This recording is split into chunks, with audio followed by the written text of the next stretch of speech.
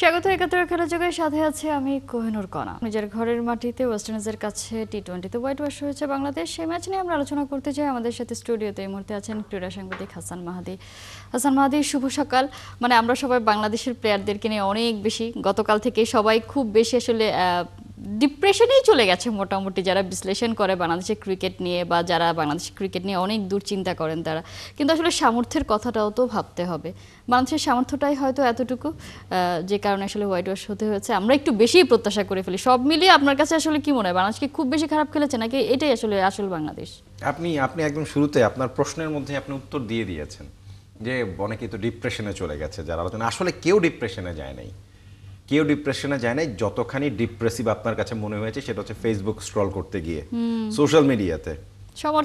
Overall আপনি যেটা বলেছেন না যে স্কিল এবং এবিলিটি, সামর্থ্যের ব্যাপারটা, এর চেয়ে বেটার না। আসলে আপনি পরপর 3টা ম্যাচ আলাদা আলাদাভাবে বিশ্লেষণ করেন, দেখবেন ওই 185 দিন শেষে 150, এর চেয়ে বেশি তো আবার 150 তো চেঞ্জও করতে পারে। ওইটাই তো বললাম, 150-এরই আপনার ঘর, মানে আপনি ম্যাক্স যাবেন 150, তার চেয়ে কমে যাবেন।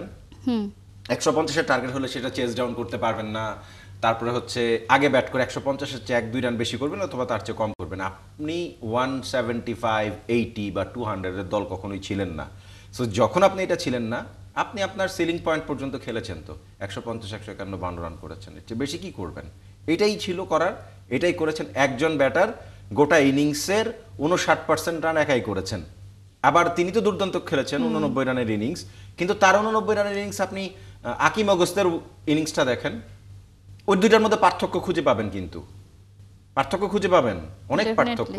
একজন ইয়াংস্টার কিভাবে গোটা ম্যাচের রং বদলে দিলেন, একটা লাইফ পেলেন, তারপরে একবারে 3টা ছক্কা মেরেছেন, এবং কি চমৎকার ব্যাটের সুইং, কি চমৎকার টাইমিং, মানে দৃষ্টিনন্দন। হ্যাঁ, আমাদের তানজিদ তামিমও খুবই দৃষ্টিনন্দন খেলছিলেন, কিন্তু ব্যাটফুল কি অনেক আলোচনা হতে পারে বাংলাদেশের কনটেক্সটে, মানে সুপারলেটিভ। বাংলাদেশের কনটেক্সটে দুর্দান্ত, কিন্তু ওয়ার্ল্ড কনটেক্সটে এটা কি দুর্দান্ত? ওয়ার্ল্ড কনটেক্সটে এখন কিরকম রান চলে? 200+ স্ট্রাইক রেট। আমরা কি পারি? বা আমাদের সর্বোচ্চ লেভেল হচ্ছে তানজিদ হাসান তামিমের 89 রান, মানে মাশাআল্লাহ আমি বলবো একদম টপ নচ।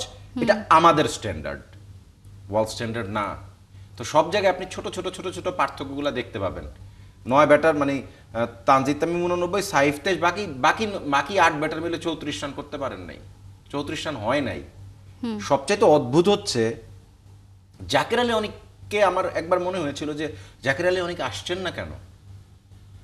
সাইফ আউট হয়ে যাওয়ার পরে 34 বল, রিশাদ চলে আসলেন, নুরুল হাসান সোহান আসলেন, নাসুমান আসলেন, তারপর জাকের আলী অনেক। আমি ভেবেছিলাম কি জানেন, জাকের আলী অনেক সম্ভবত এই ম্যাচে স্ট্রাইক বোলার হিসেবে খেলছে। পরে বলে আরে উনি তো উইকেট কিপার। তারপরে চিন্তা করলাম, আরে না, উনি তো ফিনিশার, যে কিনা তার খেলা ক্যারিয়ারের শতকরা 92-95% বল মিড উইকেট এবং লং অনের দিকে খেলেন। লেগ সাইড ছাড়া অন্য সব দিক দুনিয়ার তার সিল করা বন্ধ, অন্যদিকে খেলতে পারেন না, আপনি জোর করে খেলালেও পারবেন না। তো তাকে আপনি 8 নম্বরে নামাবেন যদি, তাহলে তাকে দলেই কেন নিয়েছেন ভাই? সে যদি আপনার ব্যাটারি হয়, অ্যাকচুয়ালি এটার কারণটা আসলে কি হতে পারে? মানে আপনার হাতে বল আছে, আপনি জাকের আলীকে আপনি ফিনিশার হিসেবেই মানছেন, সেই জায়গায় আপনি তাকে নামাচ্ছেন না। আমার কথাও তো এটা, মানে কি সার্কাস নাকি?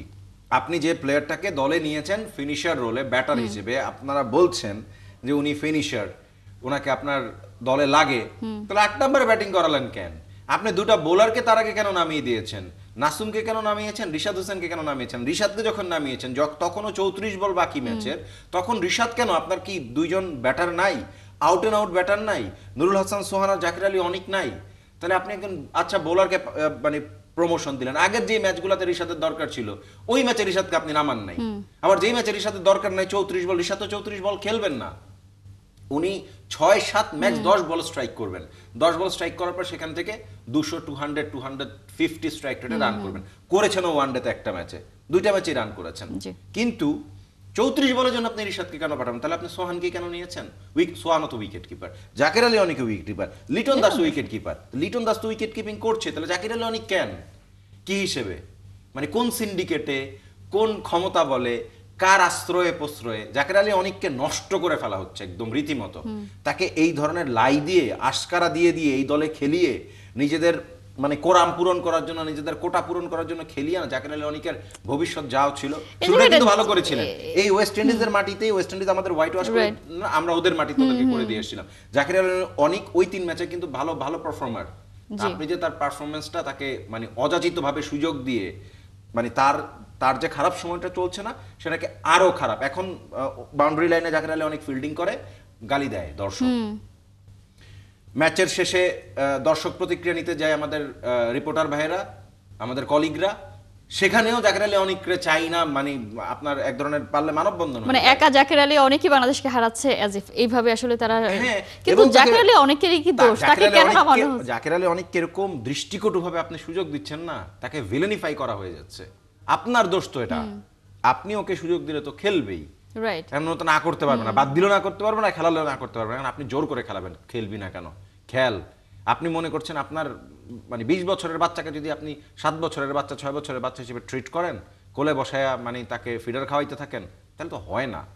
সেই জোর করে একটা মানে কাঁঠালকে কিলিয়ে পাকানোর মতন অবস্থা। সময় দেন, তার ব্যাড টাইম চলছে, তাকে তার কোন কোন জায়গায় ল্যাক আছে সেটা নিয়ে কাজ করেন, তার লিমিটেশনসগুলো ওভারকাম করার টাইম দেন, তাকে নেটে পাঠান, ভালো কনসালটেন্টের কাছে পাঠান, তাদেরকে নিয়ে কাজ করেন। কাজ না করে কোরাম করবেন, তাহলে দল ভালো করবে কেমনে? বাংলাদেশ ক্রিকেটের যে মানে ডেক্লাইনিং প্রসেস শুরু হয়েছে না, এইটা আরো লম্বা হইতে থাকবে যদি ড্রেসিং রুম, এই কোরাম, এই সিন্ডিকেট, মানে সব জায়গায় সিন্ডিকেট ভাই, এটা যদি না ভাঙতে পারেন, কারণ আপনি আমাকে স্পেসিফিক বলতে পারেন যে কিসের সিন্ডিকেট, এটা আপনিও জানেন কনা, সেটা সবাই জানে। বাংলাদেশের মানুষ, বাংলাদেশের দর্শক যারা যারা আমাদের এইসব টকশো শোনার জন্য বসেও থাকে না, তারা আমাদের চেয়ে অনেক বেটার জানে কি হচ্ছে কি হচ্ছে না। মানে পাবলিক যারা, তারা খুবই সচেতন, প্রত্যেকটা চুলচেরা বিশ্লেষণ আমার আপনার চেয়ে তারা ভালো করে। সো আপনি তাদেরকে কোনোভাবেই ঠকাইতে পারবেন না, নো ওয়ে। কিন্তু ঠকে তো যাচ্ছে দেশের সমর্থকরা, তো ঠকে যাচ্ছে সমর্থকরা ম্যাচ শেষে, সেজন্য যে আপনি যেমনটা বললেন যে তারা আসলে ঠকতেছে, কে বলছে আপনাকে তারা ঠকে নাই? দেখেন, ফুটবলটা ভালো করা শুরু করেছে, পছন্দ কিন্তু শিফট হয়ে যায়, পছন্দ কিন্তু শিফট হয়ে যায়। কচি বয়সে পছন্দ, সময় মতো ম্যাচুরিটি যখন আসে, সেখানেও সিন্ডিকেট আছে, ভয়ঙ্কর সিন্ডিকেট। সেই ভয়ঙ্কর সিন্ডিকেট তো কখন ভাঙে? যখন হচ্ছে আপনার এই যে এত মানুষের ভালোবাসার প্রেশারটা তৈরি হয় ক্রিকেট থেকে, কিন্তু আস্তে আস্তে আস্তে আস্তে দর্শক না, মানে যারা ফ্যান, তারা কিন্তু আস্তে করে নিজেদের ভালোবাসাটা প্রত্যাহার করছে। এই প্রত্যাহার করতে করতে করতে যেই ক্রিকেটারদেরকে মাথার উপর রাখা হয়েছিল, এখন তাদেরকে মাথা থেকে থাপ করে নিচে ফেলে দেওয়া হচ্ছে। তাদের যে এই যে এত ইনকাম, একটা হিসাব আমি দেখলাম যে এই 30 দিনে বাংলাদেশের মানে রেগুলার প্রত্যেকটা ম্যাচ খেলেছে একজন প্লেয়ার মানে $1.5 কোটি টাকার বেশি কামিয়েছে এই ডিজাস্টারের পরেও। ম্যাচ ফি, টিএডিএ, আপনার বেতন, সবকিছু মিলিয়ে।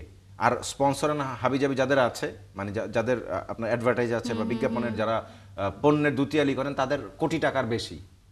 এগুলা করেও আপনি কোটি টাকার বেশি ইনকাম করেন, আর কি লাগে? যা তা করেও আপনি মানে যা তা করেও আপনি 50 লাখ টাকার উপরে কামাচ্ছেন। যারা এই এই এই এই মানে এক মাসে আমাদের কি বলে এটারে, সংযুক্ত আরব আমিরাত থেকে শুরু করে ওয়েস্ট ইন্ডিজ, এক মাসের মধ্যে 12টার মতো ম্যাচ মনে হয়, একটা ওয়ান ডে ম্যাচের ম্যাচ ফি হচ্ছে 4.5 লাখ টাকা, মানে 4 লাখ সামথিং। একটা টি20 ম্যাচের 2.5 লাখ,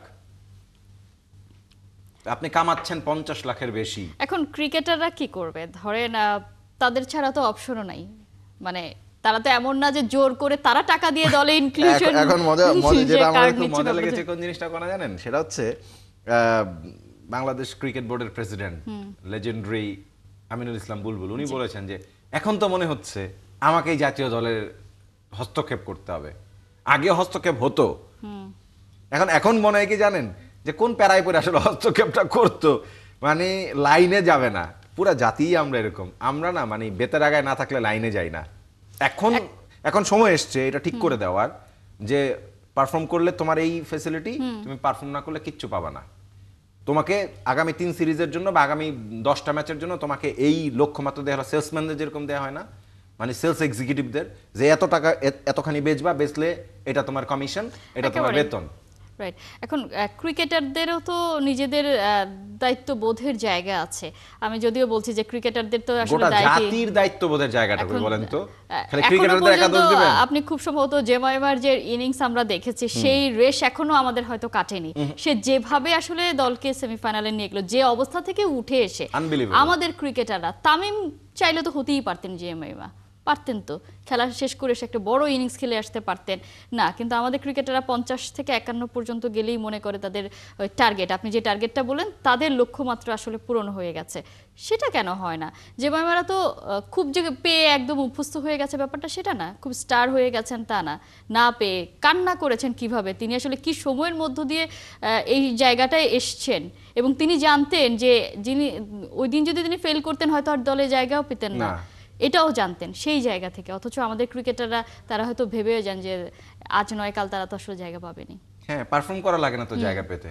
আমাদের দেশের পলিটিক্যাল কালচারের মতো একদল খারাপ করে অন্য দল ভালো কিছু না করে ক্ষমতায় আসে, আবার সেই দল খারাপ করে আবার অন্য দল ভালো কিছু না করে ক্ষমতায় আসে। ঠিক এক্স্যাক্টলি আমাদের ক্রিকেট টিমটা এরকম, একজন বাজে পারফর্ম করে তারপরে যে বের হয়ে চলে গেছে বাজে পারফরমেন্সের কারণে তাকে ঢুকানো হয়, ও বসে থাকে পারফর্ম না করেই, যে ও আচ্ছা তুমি তো খারাপ করবে, অথবা দোয়া করতে থাকে খারাপ কর আমার তো সুযোগটা আসবে, ও খারাপ করে আবার ও চলে আসে। এটা একটা মিউজিক্যাল চেয়ারের মতন খালি ঘুরতে থাকে, মানে পারফরমেন্স দরকার নাই। নিজের কোনো পারফর্ম কনা আপনি পারফর্ম করবেন না, মাহাদি দলে খেলছে, আমি আজকে খারাপ করব 3 ম্যাচ, আমাকে বাদ দিয়ে আবার কনাকে, আমি কনার সিটে কনা আবার আমার সিটে, এইভাবেই চলে, এইভাবেই চলছে। পারফরমেন্সের দরকার নাই। এর মাঝখানে যদি মানে আপনার ঝড়ে বকের মতো ফকিরের কারামতির মতো একটা দুটো ভালো ইনিংস হয়ে গেল তাহলে তো একেবারে যেভাবে করে আমরা টি-20 তে হঠাৎ করে অনেক বড় দল হয়ে গিয়েছিলাম, শুনতে পেরেছি আমরা হঠাৎ করে বড় দল হয়ে গিয়েছিলাম, 4টা সিরিজ জিতেছি, শ্রীলঙ্কাতে গিয়ে সিরিজ জিতেছি, শ্রীলঙ্কার মাটিতে প্রথমবারের মতো কোনো সিরিজ জেতা, আফগানিস্তানকে আমরা সংযুক্ত আরব আমিরাতে হোয়াইট ওয়াশ করেছি, আফগানিস্তান টি-20 খুব ভালো দল, সব কিছু মানলাম। আমি একটা কথা বলি, বাহাদুরির কিছু নাই। আমাদের প্রতিপক্ষরা ওই পার্টিকুলার সিরিজগুলোতে তাদের ব্র্যান্ড অফ ক্রিকেটের চেয়ে বাজে ক্রিকেট খেলেছে, আমরা যা খেলি সবসময় ওইটাই খেলেছি, ওই 150 রানের হিসাবেই। কোন ম্যাচে আমরা রানটা, একটা ম্যাচে মানে 170 শ্রীলঙ্কায় করেছিলাম, কোন ম্যাচে আমরা একদম 200-250 রান 240 রান করে ফেলেছিলাম বলেন তো আমাকে? আমাদের কোন সিরিজে কোন ব্যাটার টি-20-তে মানে পরপর দুটো ইনিংসে সেঞ্চুরি মেরে দিয়েছে বা একটাই বড় সেঞ্চুরি করেছে? ওই 4টা সিরিজের মধ্যে একটাতে মানে পারভেজ ইমন কোন একটা ম্যাচে সেঞ্চুরি করেছিল। তানজিদ তামিম 3টা লাইফ পেয়েছে গতকালকে। টি-20 ওয়ার্ল্ড কাপের আগে ওয়েস্ট ইন্ডিজ তো মোটামুটি তাদের প্র্যাকটিসটা ভালোই সেরে নিল, যেহেতু এই কন্ডিশনে ওয়ার্ল্ড কাপ হবে, এবং তারা একটা বাজে সময়ের মধ্য দিয়ে যাচ্ছিল, নেপালের বিপক্ষে পর্যন্ত তাদেরকে সিরিজ হারতে হয়েছে, সেখানে এসে বাংলাদেশকে তারা হোয়াইট ওয়াশ করেছে। কিন্তু বাংলাদেশ তো ব্যাকফুটে চলে গেল, যদিও সামনে আয়ারল্যান্ড আসতেছে, তাদের সাথে হয়তো জিতে আবারও আমরা কামব্যাক করে তাই মনে হয়। মানে আয়ারল্যান্ড আসতেছে, আপনি মিরপুরে যদি সত্যিকার অর্থে মানে সত্যিকার অর্থে ভুট্টা ক্ষেত না বানান তাহলে টি-20 সিরিজ তো মিরপুরে হবে না। হ্যাঁ, টি-20 সিরিজ যেহেতু মিরপুরে হবে না, মানে ওইটাই বললাম যে ওইরকম যদি না, মানে আপনি মিরপুরে যদি ওরকম ভুট্টা ক্ষেত না বানায় দেন, আয়ারল্যান্ড কি আপনার কি মনে হয় আয়ারল্যান্ড খুব বাজে দল টি-20-তে? আয়ারল্যান্ড মোটেও টি-20-তে বাজে দল না, they have some quality cricketers. বাংলাদেশের জন্য আসলে সামনে আপনাকে আরো বড় পরীক্ষা টক্কর জানাবে এবং চ্যালেঞ্জ জানাবে।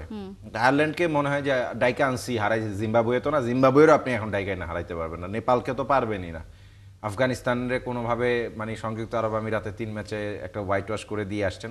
আসল দলটা আসলে কি এটা বোঝা যায় যখন একটা মোটামুটি স্পোর্টিং বা গুড ব্যাটিং উইকেটে খেলা হয়েছে চিটাগংয়ে। আপনি কিন্তু এক্সপোজড, আপনার এবিলিটি এক্সপোজড, আপনার ব্যাটাররা এটাই একটা সমস্যার জায়গা, যে আমরা মিরপুরের কালো উইকেট নিয়ে অনেক কথা বলি, কিন্তু মিরপুরের বাইরে গেলেই তো বাংলাদেশ এক্সপোজড হয়ে যায়, বাংলাদেশের ব্যাটাররা, এবং সেখানে বোলাররাও সেভাবে পারফর্ম করতে পারে না, এবং অতঃপর আমরা হেরে যাই। এখন দেখা যাক ওয়েস্ট ইন্ডিজের বিপক্ষে যেভাবে হোয়াইট ওয়াশ হলো সেখান থেকে কিভাবে ঘুরে দাঁড়ায়। লিটন তো বলেছে একটা বিরতি দরকার, বিরতি আসলে আমাদের প্রত্যেকেরই দরকার, এইভাবে ক্রিকেট ম্যাচ দেখতে দেখতে আমরা আসলে টায়ার্ড হয়ে গিয়েছি। নিশ্চয়ই মানে কিছুদিন কমান, কারণ হচ্ছে এরপর থেকে না, এরপরে যে আমরা শুরু করে বাংলাদেশের খেলা তো মানে 18 না কত তারিখে ইন্ডিয়ার ভারতের বিপক্ষে খেলা আছে, সেসব নিয়ে নিশ্চয়ই আমরা আলোচনা করবো। আপনার সাথে নিশ্চয়ই ফুটবল নিয়ে আলোচনা হবে। হাসান মাহদি, অসংখ্য ধন্যবাদ।